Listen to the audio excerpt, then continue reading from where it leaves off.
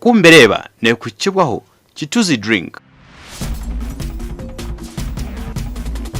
Program Okumbereba kituzi drink necho kunywa no nyoba je ayayayaya hati ensiona chiba kweta mu East African, actually budget East African kituzi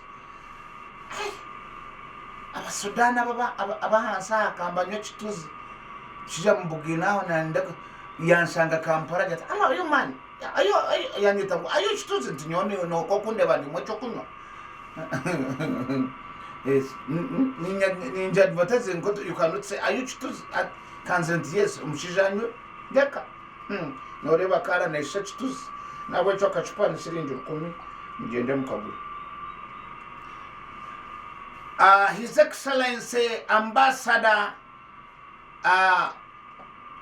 Ignatius Katetejirwe arjiro magaragense jumkama mhechumuro churungi. But this guy was so unique. No mushiza abrariyo mnyakatochi akunda ediniye munonga.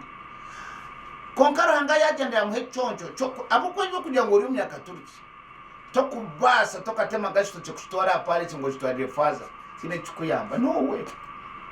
Nice. Anawanda kusaba abaclaiminga ngumakonde dini zabo bareba. Yes. Ushangara home kristayo akumanya father okuchiriwe.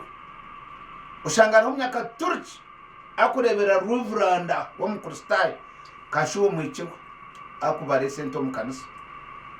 Ushangara home kristayo akubasa kukunda munonga sheikh akuchiriwa omusiramu bakweta Yusuf ahora otaka muzagana otaka mtoragana salamu. But this person omudinia kana akunda bahereza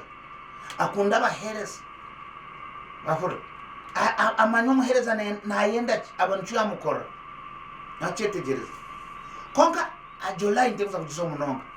But kubale bajango ambassador Katetejure haro mukoro hakanisa akababuza mwinemboga omukoro ngwingana cyaha mutune kabante 10 nabahende yo kubaga no myakaturche nahereza abakristayo abakristayo bono bakujibaga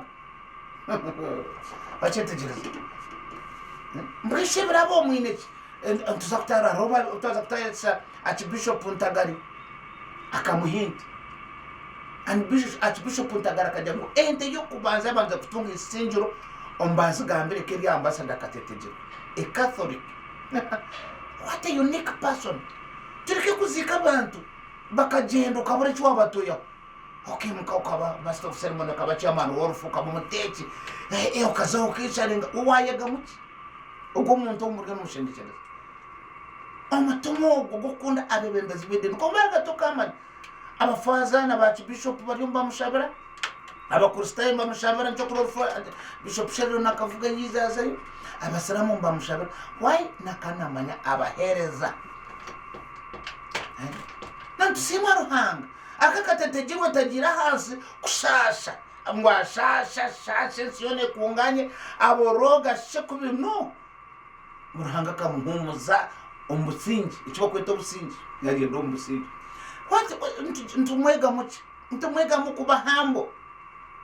One time nkagenda nawe rwachitura President Yoweri Museveni akajya kunenda abantu 30 kurwo muri Singiro nanye kandi yo muri yabo na ambassador Katetejure na Honorable Bright nabandi banje bana Tofa Major Tofa nabandi abantu kwachireyo bakarwachitura barwanira emyanya yo mwisho kinabe niza kugenda nanye ngunze hiya nkwato mukono ati niza kustamaniwa yankwato mukono twastama bakamba stama 10 ito twastama omontebe ya muheru konka tena shimushabwa cyo byastamse mama tache tshikaho atabanyisinjiro muriyo ngutiriyo mkamanja abo misho bimkabashire na nesati za yero ati nareba hariya muzayi Katetejirwe